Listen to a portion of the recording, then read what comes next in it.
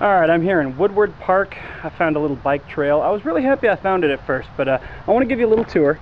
Alright, we're going to start out, and the ride at your own risk sign, of course. Something about a helmet too, I can't remember. And we have a little warm up here. It's a nice slope, you know, just getting you going. The next one has a little double landing, in case you don't make that. And we come around the banked curve into some whoop-de-doos, also known as the rhythm section of the track. You may know a lot of this from monster truck racing.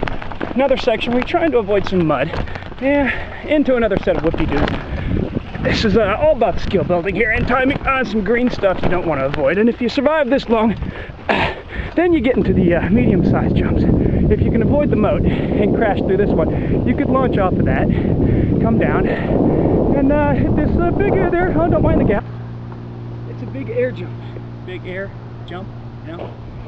Alright, and then circle over here, some birds, and what you want to do is hit these triples here, just with the right timing, because if you miss one, you're definitely not going to make the next one. So here's coming down the first of the triple big air jumps, up to the top of this one. Now the trick is to not look down while you're in midair. I can't even jump across this. I made it, yeah, see? I can almost make it on foot. And then you go back down. Yeah, it's all about the landing. You come into the last one here. Everybody at the bleachers goes crazy.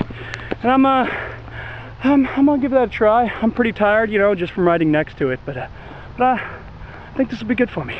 This will be big.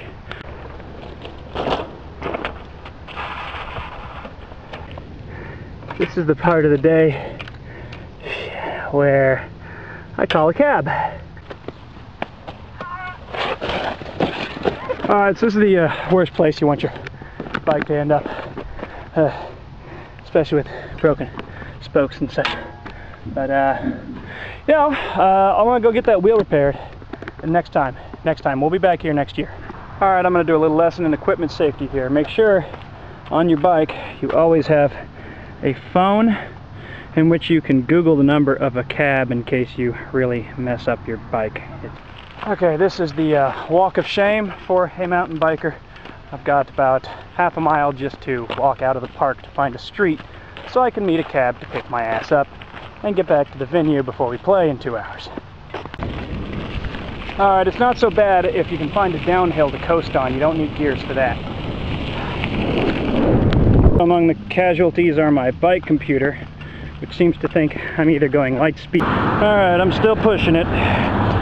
But here's an inspirational message. So I made it to the edge of the park, and I got my bike parked, and I'm going to wait for the cab. This is not a good development. Basically now I'm out of time. Hope that cab gets here pretty quick. Still waiting. Found a better spot. This will be good. Oh, I didn't even notice I had a war wound. Yeah, fingers aren't looking so hot either. So the nice thing about being on a big tour is you get rescued. You don't have to call a cab. My bike is pretty freaking messed up, but we'll get that fixed up, and Joe came to my rescue, made it back to the show. Yeah, Chris back at the show, buddy. My name is Go Get, and I had to go get Chris today. So good to see him after 2 years, man. I'm gonna get cleaned up, and I'll find a way to get in trouble next week.